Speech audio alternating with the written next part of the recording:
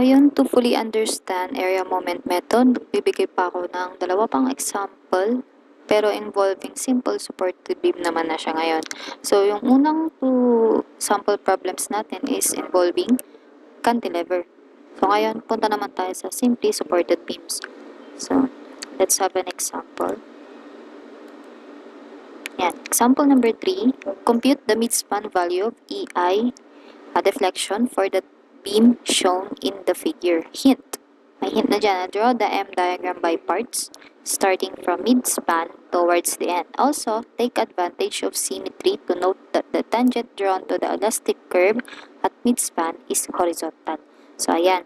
May hint na tayo. So, ang pinakatitignan nyo dyan is yung figure natin, which is symmetrical. So, if ever symmetrical lang inyong mga beam, pwede nyo na siyang hatiin kasi kung anong value ng nasa kaliwa, yun din naman ang value sa kanan. So, dahil dyan, i-ano na natin, kunin muna natin yung R1 and R2. So, dahil symmetrical yan, R1 is equal to R2 is equal to 600 times 2. So, kung titignan nyo, yung kalahati na lang kinonsider ko, 600 times 2, which is 1,200 newtons. So, next, ayan, lalagay natin siya dyan para, anong susunod? So, yan. Yung huwag natin kakalimutan na kapag kumukuha tayo ng deflection, hindi pwedeng hindi continuous yung uniformly distributed sa taas. So, if ever may kulang dyan, lalagyan nyo.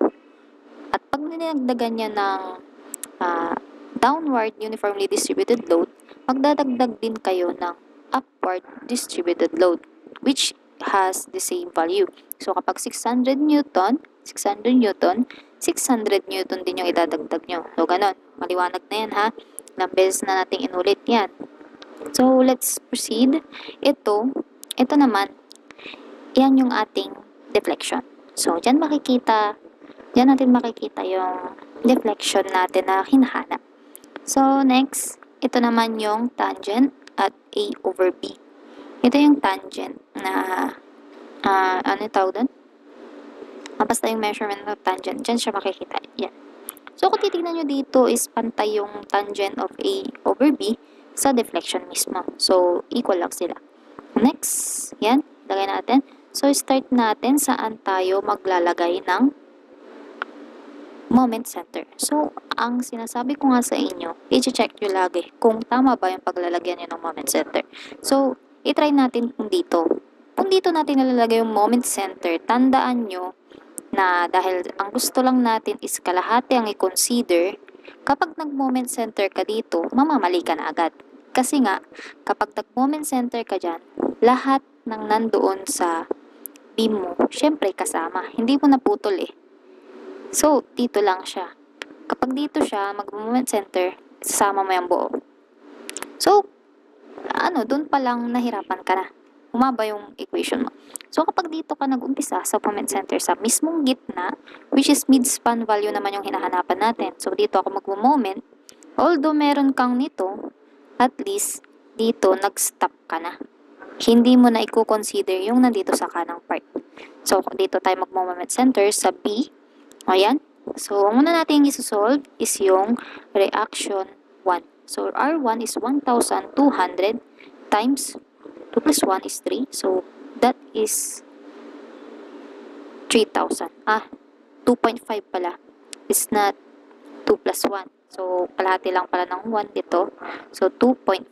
So, 2.5 times 1,200 is equal to 3,000. Next is the uniformly distributed load, which is downward. Itong nasa taas. Mula dito sa A hanggang B, which is 600 times 2.5. Yan. 1,875 Newton. Next, ito naman. Ito. So, 600 times 0.5. Yan.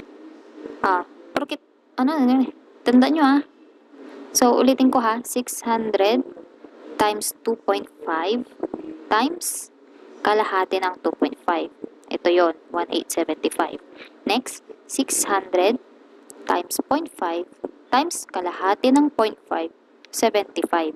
So, pareho silang nasa second degree spandrel. So, yun, tatandaan nyo. Uniformly distributed load nasa second degree. So, yan. After nyan, kukunin natin yung ating mga centroid. Yan. Sa triangle natin, kukunin natin ang centroid niya, which is 5/3 meters. So, paano nakuha yung 5/3? Eh, diba, ganun lang naman ang ginagawa. 2.5 at magiging 2/3 ng 2.5. Ano ba yung 2/3? Diba 2/3 ng triangle na to? 2.5. So, makukuha nyo yung 5/3. Next. Yan. 15/8. Paano na nga ba ulit kunin ng x bar ng spandrel? 1 over n plus 2 times the base. So, 1 over n is the degree. Second degree, 1 over 2 plus 2. So, 1/4 ng base natin. So, yun. Kapag yun mo yun, makakakuha ng 15/8. Ganun din ang gagawin dito dahil spandrel lang din siya. Kaso, pagkatapos mong kunin yung centroid dito, i-add mo yung 2. So, ito yung magiging sagot. So, yan. Kayo nang bahalang kumuha kung paano yung nakuha. So, after that, kumpleto na yung needs mo na ilalagay sa formula na ito. T A over B is equal to 1 over EI, area AB, X bar A. So, yan. Wala tayong T, AB. Yun yung hinahanap is equal to 1 over EI. Next. So, area AB. Yan ang area naman yan. Lahat ng area nandito, syempre. Kaya nga, kinuha natin to lahat. So, unahin natin yung triangle. So, 1/2, area ng triangle, 1/2 times 3,000 times 2.5. Yan.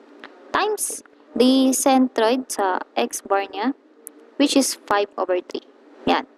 Plus ito.